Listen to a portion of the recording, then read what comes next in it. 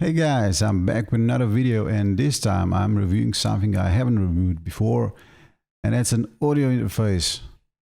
This one here, the goxl Mini. It's basically the missing link in all of this. Alright, let's get to it.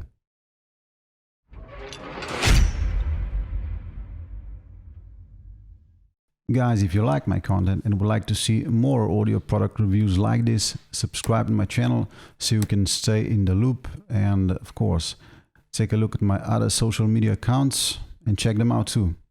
So this thing is made from pretty sturdy metallic body. It's not that light, so it's not gonna move around on you.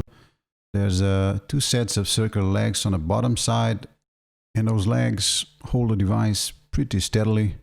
I do like that the 3.5 mic and the headphone input on the front side, as you can see here, unlike its bigger brother. It just makes it a lot more convenient, especially if you own multiple headsets. You can plug them in and out much more quicker that way. On the back side you have the XLR in, the line in and line out, the USB port, and of course the optical in. The device is fully USB powered. That means it's much easier to transport and use with your laptop or when you're traveling. The line out, for example, can be used so you can go out from it into a headphone amp. If you have better headphones that this device cannot power properly, that would be a good use case in my opinion. The line in and line out could also be used if you have a separate PC, let's say a streaming computer, and your goal would be to connect your streaming PC to your primary gaming PC and control the sound that way. The optical toslink here is used to connect the goxl to your console if you want to control the audio from a PS4 or Xbox on the goxl itself. The buttons and the faders feel pretty nice, definitely not cheap in any sort of way. The only thing I really dislike about the build itself is this front-facing plate or cover, which is really reflective and also absorbs fingerprints and dust like crazy. That's the only bad thing about the build itself, guys. One other thing I would like to mention about these faders is that they're not motorized like on the big goxl. What it means in practice is if you change the volume of a specific input, let's say the music input in the goxl settings, the fader itself will not move, but the indicator on the front of the device will move. When I say indicator, I mean these white LEDs here. The buttons themselves are used to mute the inputs if you so desire, just like I did before. So basically right now I muted the my mic input. With this I can mute my Discord and so on. And one last thing about the buttons is this little bleep button here.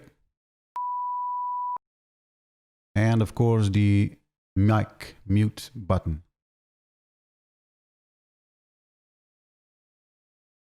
Now let's see how the interface of the goxl looks like.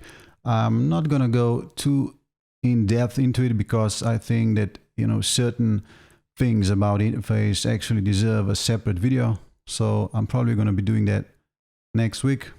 Alright, let's take a peek. What I would first suggest you do is create a new profile right here. I'm not going to do that just because I already have one, and that is because you want to save all the changes you do to that specific profile. Okay, we are going to take a look at all of this good stuff in another video, just like I mentioned before. So let's focus on the mic setup here. The first thing you gotta do is choose a proper mic type. If you have a dynamic mic, like I do, choose dynamic. If you have condenser or a 3.5 mic, maybe something like a USB mic, choose that. The gain is very important. I have mine set up to 60 dB. I suggest you try and set up the gain to be somewhere around the middle point of good. You can go a little bit higher, but if you go to the red zone, you're going to start clipping, and that is never good. One more thing I would like to mention is, condenser mics in general need to have about 10 to 15 dB less than dynamic mics. because they're more sensitive, and that also means you're going to get a little bit more headroom out of them. And of course, the proper distance from the mic is about 5 to 10 inches. If you go too close, you're going to get that proximity effect.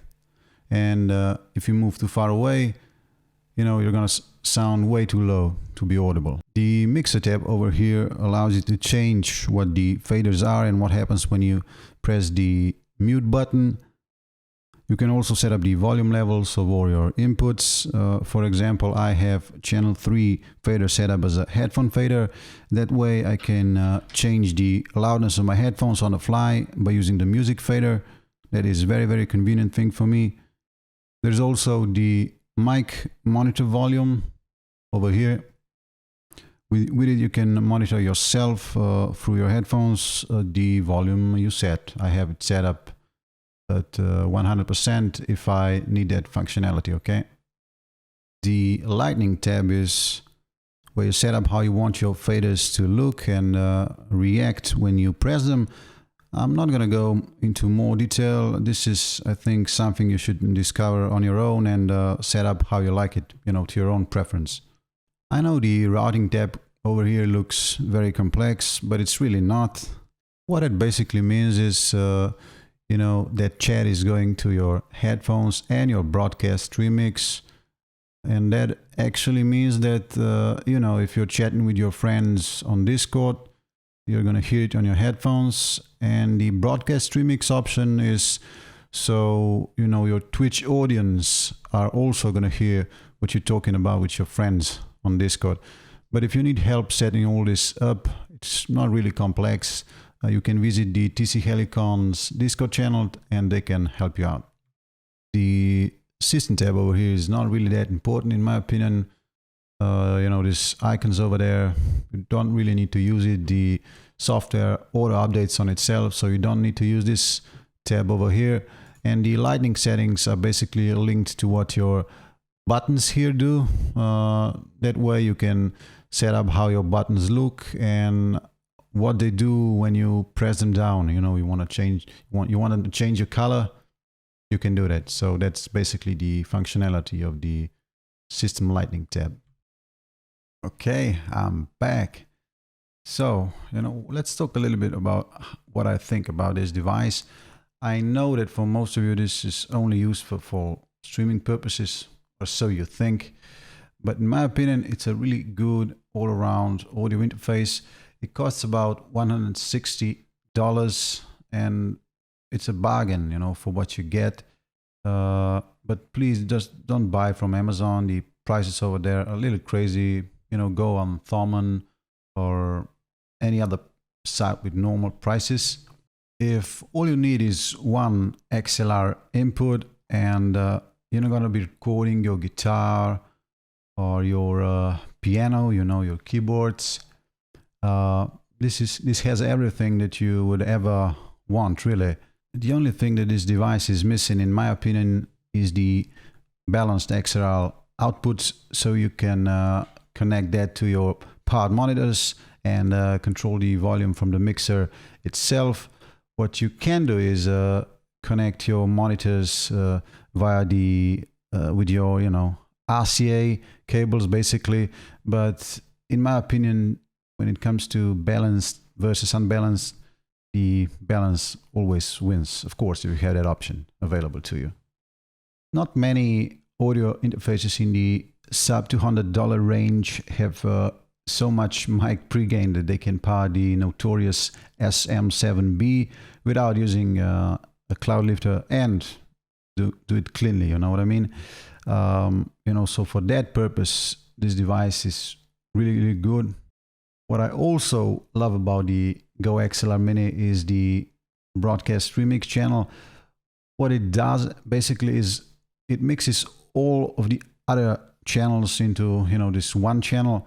So for example, if you're using OBS to stream to Twitch, all you have to do is choose the broadcast stream mix as a source, and you'll be able to control all of the faders real time through this one source. I think it's brilliant for that specific purpose. And one other thing I think you should know is that, you know, every input is its own device in Windows, and that gives you great flexibility, you know, especially if you want to record your stuff into separate tracks. You know, it's a godsend for things like editing your videos in Adobe Premiere Pro. No longer do I have to rely on Voicemeeter, Banana, and its plugins. Basically does it all. Hopefully you liked what you saw today, and will continue to seek me out for other reviews. If I forgot to mention anything in the video itself, apart from the, you know, the EQ section, the gain and compression, gating and all that, like I mentioned before, I'll do that in another video. Just, you know, comment down below if I forgot anything, really. That's it, guys. That's it. I'll see you next time.